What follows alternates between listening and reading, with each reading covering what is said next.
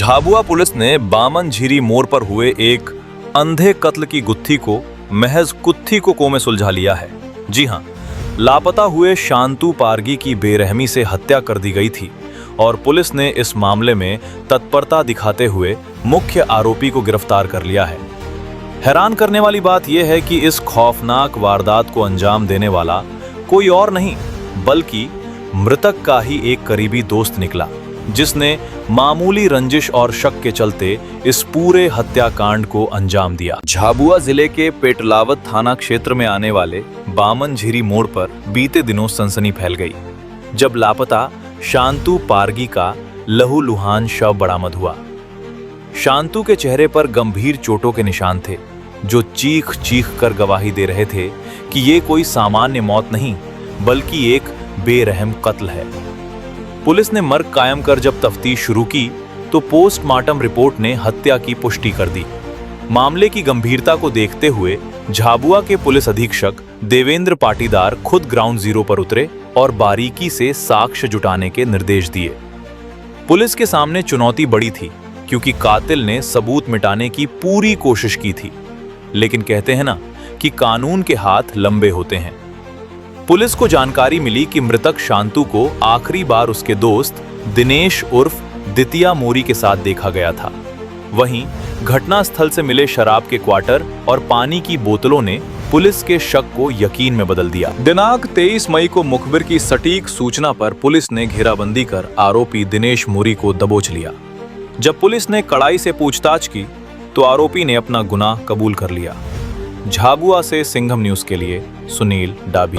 पेटलावत के अंतर्गत कड़वड़ चौकी के अंतर्गत 17/5 को एक ईश्वर पारगी नामक व्यक्ति का लापता हुआ था। शांतु पारगी, ईश्वर पारगी ने सूचना दी थी और शांतु पारगी वहाँ पर लापता हुआ था। 18 को उसकी डेड बॉडी मिली। पुलिस को यद्यपि उन्होंने 18/5 को डेड बॉडी की ही सूचना दी थी, पूर्व में उनकी कोई सूचना ऐसी थी नहीं। तो उस घटना स्थल पर त्वरित रूप से सभी लोग पहुंचे थे। उसके चेहरे के ऊपर चोट के निशान भी थे, जिसे हार्ड एंड ब्लंट ऑब्जेक्ट्स थे। पुलिस के द्वारा त्वरित रूप से FIR की थी, हत्या का प्रकरण किया था 239/2026। क्योंकि घटनास्थल गड़बड़ से आउटर साइड में एक खेत और मेन रोड से पास में था, पानी का सोर्स भी था, कहीं ना कहीं आसपास कुछ जो बॉटल्स वगैरह भी मिली थी, जिसका ये था कि शराब का सेवन वगैरह भी हुआ था। पुलिस ने त्वरित रूप से विवेचना स्टार्ट की। FSL की टीम और सारी टीमों को लगातार इसमें एक्टिवेट किया। तो इसमें कुल मिला के जो दिनेश मोरी उर्फ दीपिया इस नाम का व्यक्ति मुख्य रूप से संदिग्ध इसमें परिलक्षित हुआ। उससे पूछताछ वगैरह जब की गई तो उसके द्वारा जुर्म भी कबूला गया है।